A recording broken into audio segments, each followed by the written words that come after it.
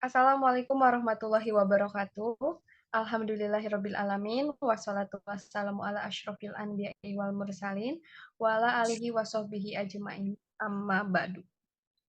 Untayan syukur tak terkira kita panjatkan kepada Allah Subhanahu wa taala yang telah menciptakan alam semesta beserta juga kita di dalamnya, yang telah memberikan kita kesehatan dan kenikmatan sehingga kita bisa berkumpul pada kegiatan presentasi online kali ini.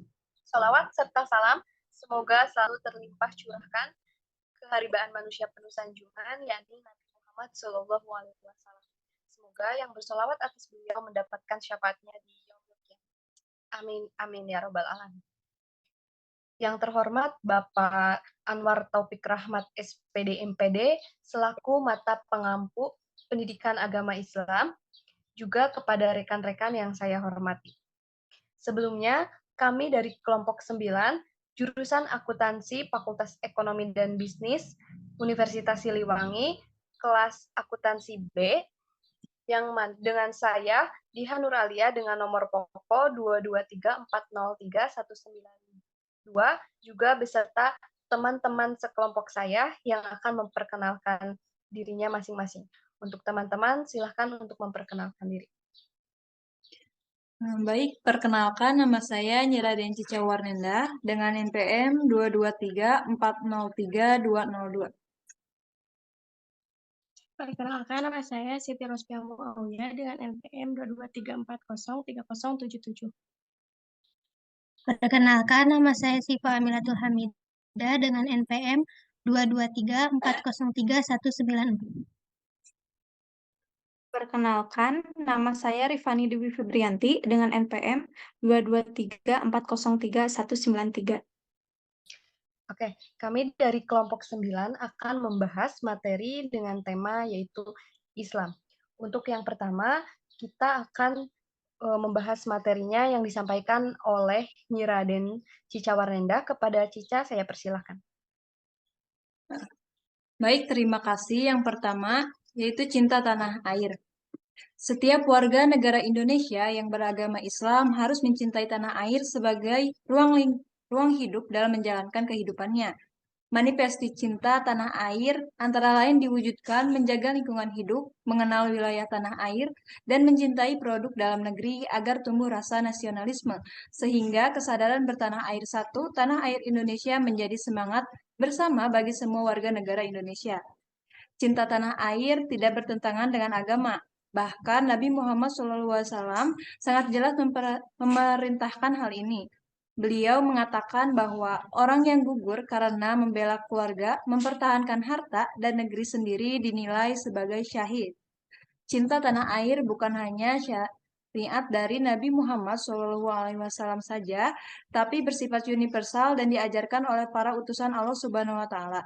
Sebagai contoh dalam Al-Quran, Surat Al-Baqarah ayat 126 disebutkan, dan ingatlah ketika Ibrahim berdoa, "Ya Tuhanku, jadikanlah negeri ini negeri aman sentosa, dan berikanlah rezeki dari buah-buahan kepada penduduknya yang beriman di antaranya mereka kepada Allah dan hari kemudian."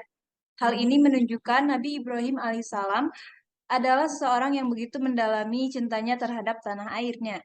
Cinta tanah air dalam konsep Islam tertuang dalam Habbul Watan Minal Iman, yaitu cinta tanah air sebagian dari iman.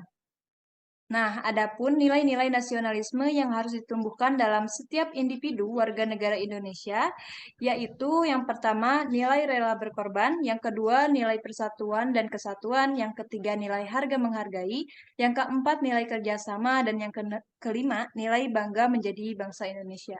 Sekian, terima kasih. Ya, baik, terima kasih kepada Cica yang telah memaparkan materinya. Selanjutnya, yaitu ada pemaparan materi dari Siti Rospiah. Kepada Siti Rospiah, saya persilahkan. Baik, terima kasih. Selanjutnya saya akan memaparkan materi tentang bela negara dalam Islam. Nah, dalam catatan sejarah, peristiwa pada tanggal 10 November 1945 adalah tonggak sejarah karena adanya paradigma keagamaan yang pertama kali.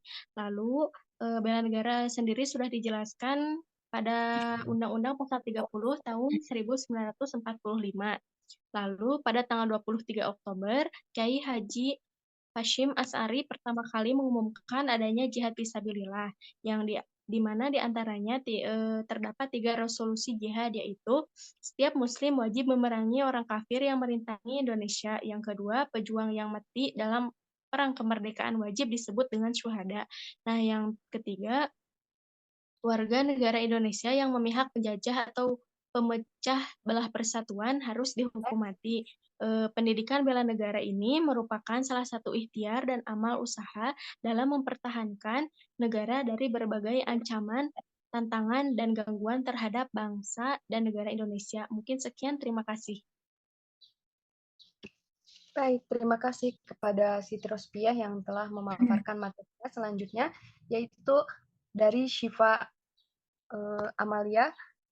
Amaliatul Hamidah. Kepada Syifa, saya persilahkan.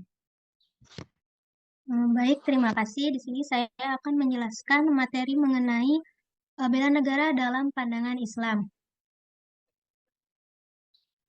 Jadi, Islam sebagai agama yang rahmatan lil alamin memiliki landasan yang kuat dalam hal bela negara. Di antaranya ada beberapa ayat di Al-Quran, yaitu surat Al-Baqarah ayat 148, surat Al-Maidah ayat 2, surat An-Nisa ayat 59, dan surat An-Nisa juga ada pada ayat 71. Dan beberapa hadis riwayat Bukhari, yaitu orang mukmin bagi mukmin lainnya bagaikan sebuah bangunan yang bagian-bagiannya saling menguatkan. Juga hadis riwayat Bukhari lainnya, yaitu mengindahkan dan taat adalah wajib atas orang Islam baik dia senang atau tidak, selagi tidak diperintahkan berbuat durhaka. Jika diperintahkan kepada yang durhaka, maka tidak harus mengindahkan dan taat. Lalu yang terakhir ada hadis riwayat Abu Dawud, yaitu sebaik-baiknya kalian adalah pembela negaranya selama pembelanya bukan dosa. Tapi pembelaan negara adalah fanatisme buta, apalagi menimbulkan sikap superioritas dan pelecehan. Nabi mengistilahkan hal itu dengan asabiyah yang diharamkan. Nah, dalam ayat-ayat dan hadis tersebut telah ditegaskan bahwa melakukan perbuatan baik adalah suatu kewajiban bagi setiap muslim, baik menyangkut kepentingan pribadi maupun yang berkaitan dengan kemaslahatan umum. Bahkan Allah Subhanahu wa taala juga menegaskan hendaknya setiap muslim selalu berlomba-lomba dan menolong dalam melakukan kebaikan. Lalu, wujud dari kegiatan bela negara juga dapat berupa ketaatan kepada pemimpin. Pemimpin yang dalam istilah Islam disebut dengan ulil amri adalah orang yang diserahi tanggung jawab untuk mengurusi persoalan-persoalan suatu kaum. Ulil amri itu dapat berupa jabatan seperti presiden, gubernur, camat, lurah, kepala sekolah, guru, dan sebagainya. Nah, dalam Islam ini taat kepada ulil amri adalah suatu kewajiban selama perintahnya untuk melakukan suatu kebaikan. Nah, kegiatan-kegiatan bela negara yang disusun oleh ulil amri ini biasanya sudah dalam bentuk undang-undang dan peraturan. Maka, jika undang-undang tersebut tujuannya untuk kemaslahatan dan tidak bertentangan dengan hukum Islam, maka setiap warga negara wajib untuk melaksanakannya. Mungkin sekian dari saya kembalikan lagi kepada moderator. Baik, terima kasih kepada Syifa yang telah memaparkan materinya. Materi selanjutnya akan dipaparkan oleh Rifani. Kepada Rifani, saya persilahkan. Baik, terima kasih kepada moderator. Di sini saya akan menjelaskan mengenai pendekatan Maqasid al-Syariah. Konsep Maqasid al-Syariah menegaskan bahwa hukum Islam disyariatkan untuk mewujudkan dan memelihara maslahat umat manusia, sekaligus menghindarkan keburukan atau menarik manfaat dan menolak mudarat. Menurut pernyataan Al-Ghazali, Al-Syatibi bahwa tujuan Allah menurunkan syariah adalah untuk mewujudkan maslahat yang pelaksanaannya tergantung pemahaman sumber hukum utama, yaitu Al-Quran dan hadis. Berdasarkan penelitian usuliyin, dalam rangka mewujudkan kemaslahatan di dunia dan akhirat, ada 5 unsur pokok yang harus dipelihara dan diwujudkan, yaitu menjaga agama, jiwa, akal, keturunan, dan harta. Yang pertama, maqasid syariah untuk memelihara agama. Bentuk maqasid syariah untuk memelihara agama merupakan hak memeluk dan meyakini Seseorang boleh dan berhak memeluk agama yang diyakini secara bebas dan tanpa gangguan. Yang kedua, maqasid syariah untuk memelihara jiwa. Bentuk maqasid syariah untuk memelihara jiwa merupakan landasan dan alasan yang menyatakan bahwa seorang manusia tidak boleh disakiti, dilukai, dan dibunuh. Yang ketiga, maqasid syariah untuk memelihara akal. Bentuk maqasid syariah untuk memelihara pikiran atau akal merupakan segala hal yang menyebabkan hilangnya akal menjadi tidak boleh, termasuk di dalamnya mengkonsumsi narkoba atau minuman keras, dan kebebasan berpendapat secara aman bagi setiap orang. Yang keempat, maqasid syariah untuk memelihara keturunan. Maqasid syariah untuk memelihara keturunan, maka zina menjadi terlarang karena dapat memberikan dampak negatif, baik secara biologis, psikologis, ekonomi, sosial, nasab, hukum waris, dan lain sebagainya. Yang kelima, maqasid syariah untuk memelihara harta. Maqasid syariah untuk memelihara harta menjamin bahwa setiap orang berhak memiliki kekayaan harta benda dan merebutnya dari orang lain merupakan hal yang dilarang, baik dalam bentuk pencurian, korupsi, dan lain sebagainya. Kelima unsur tersebut dikelompokkan menjadi 3 peringkat, yaitu daruriyat, hajiat, dan tahsiniyat.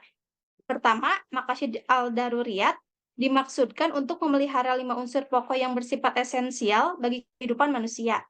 Tidak terpenuhinya kebutuhan 5 unsur pokok itu akan berakibat terancamnya eksistensi kebutuhan 5 unsur pokok itu sendiri. Yang kedua, maqasid al-hajiyat dimaksudkan untuk menghilangkan kesulitan atau al-masyakoh dalam merealisir kelima unsur pokok dalam kehidupan dengan menjadi lebih baik dan mudah bagi mukallaf. Yang ketiga, maqasid al-tahsiniyat dimaksudkan agar manusia melakukan yang terbaik untuk menyempurnakan pemeliharaan kelima unsur pokok. Pada hakikatnya, ketiga tingkatan tersebut dimaksudkan untuk memelihara dan merealisir kelima unsur pokok dalam kehidupan mukallaf, hanya saja satu sama lain berbeda tingkatan dan skala prioritasnya. Tingkatan pertama bersifat primer, tingkatan yang kedua bersifat sekunder, dan tingkatan ketiga bersifat komplementer.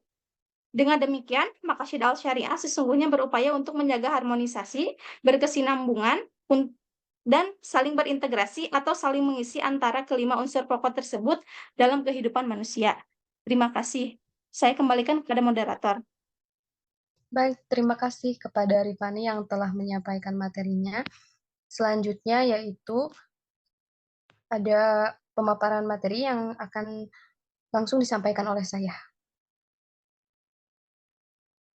Nah, setelah tadi kita membahas bela negara, lalu bagaimana upaya kita sebagai mahasiswa dalam memerankan kegiatan bela negara. Yang pertama ada berakhlak mulia. Kita sebagai mahasiswa tentunya harus mempunyai akhlak yang mulia. Dapat dicontoh oleh siswa-siswa yang lainnya, sopan santun kepada orang tua dan juga kepada dosen. Yang kedua ada amanah. Kita juga sebagai mahasiswa harus memiliki amanah.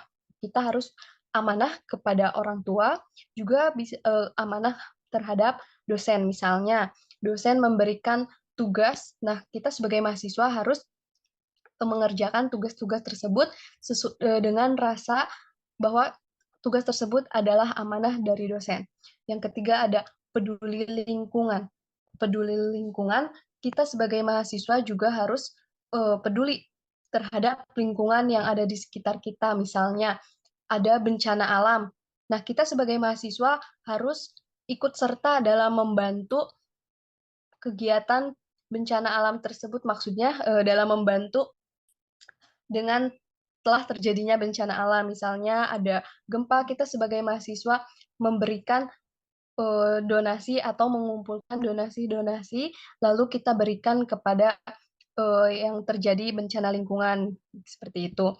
Yang keempat ada tolabul ilmi. Nah, kita sebagai mahasiswa juga harus menuntut ilmu, sehingga kita dapat melaksanakan kegiatan menuntut ilmu tersebut sebagai kegiatan bela negara. Dan yang selanjutnya yaitu tidak terpengaruh pada hal-hal yang negatif. Nah, sekarang sudah banyak sekali ya kasus-kasusnya, contohnya di Tasik sendiri yaitu banyak terjadi geng motor atau sekumpulan geng-geng lainnya yang hal tersebut dapat berpengaruh seperti pada hal negatif. Nah, kita sebagai mahasiswa harus berupaya untuk mengantisipasi, bahkan kita jangan sampai terjerumus pada hal-hal yang seperti itu. Nah, selanjutnya bagaimana cara kita mengatasi berbagai macam ancaman, tantangan, hambatan, dan gangguan pada negara kesatuan Republik Indonesia ini.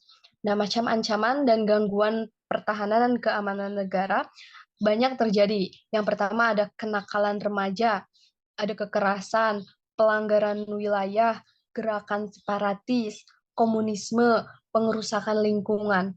Nah, cara mengatasinya yaitu kita sebagai mahasiswa harus memiliki pemahaman atau terlibat dalam aktivitas yang mengidentifikasi sikap toleran, sikap eksklusif, radikalisme, dan juga terorisme. Nah, seperti itu cara kita mengatasi berbagai macam ancaman. Oke, baik. Itu tadi pemaparan materi dari kelompok kami. Sebelumnya mohon maaf apabila ada kekurangan dan kesalahan. Saya Diha Nur Alia sebagai moderator pamit undur diri. Wassalamualaikum warahmatullahi wabarakatuh.